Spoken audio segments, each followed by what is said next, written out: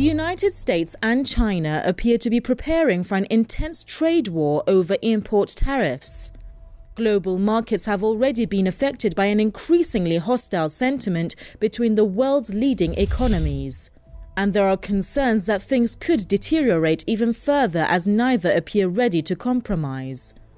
Apart from technical reasons, one will now have to look for political reasons that could have motivated the current war of words over trade between the US and China. And one important area that many may point their fingers at could be North Korea. China has been internationally considered as a country that the world, and specifically the US, needed in efforts to resolve the North Korea nuclear crisis. Now that US President Donald Trump has personally met North Korean leader Kim Jong-un, it appears that China has lost its prior significance in efforts to denuclearize Pyongyang. The tension between the US and China is substantial. On the other hand, we need each other as much as we are adversaries. So everybody's playing everybody at this point, but the wildest card of all is an erratic president who is clearly mentally troubled. That's the best I can say for him. And we're going to watch this tension play out in economics, in geostrategic affairs, in military affairs in the South China Sea. We're going to watch the North Koreans going to China, going to Russia. Trump thinks he is outmaneuvering everybody, when in reality, everybody is outmaneuvering him.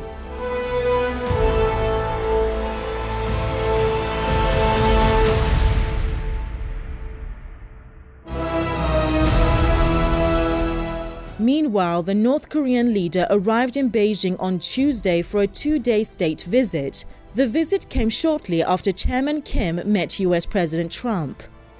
Some argue that he plans to brief Chinese officials about his meeting with the American leader. And this could already be a sign that relations between Beijing and Pyongyang are set to be warmed again.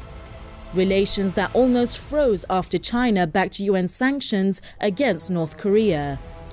And with this, things could sooner or later complicate for US President Donald Trump, who will have to watch the growing influence of China over North Korea. That may never mean that the US would eventually find itself back in square one over the denuclearization of North Korea. But many believe Trump had counted on the benefits he could get from driving a wedge between Beijing and Pyongyang.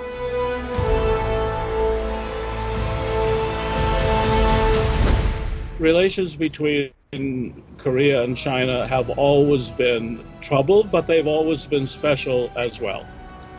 Clearly, the Chinese understand their part of the world a lot better than the Americans do.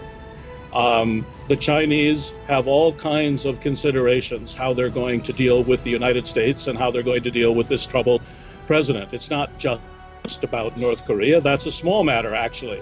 It's about the South China Sea. It's about Taiwan.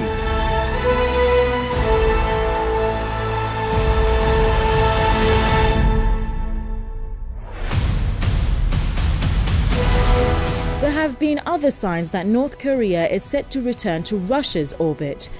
In what could be yet another unwelcome news to the US, there have been reports that the North Korean leader plans to visit Moscow as well. This could also change Trump's calculations in his efforts to resolve the North Korean nuclear crisis. US President Trump is still facing an uphill battle in pushing ahead his policies in East Asia. It is generally agreed that he has invested heavily in his efforts to particularly resolve the North Korea crisis, what some say could give him the ticket to a second term in office. But to secure his success, he will still need the help of a country he is engaged in a trade war now, and that is China.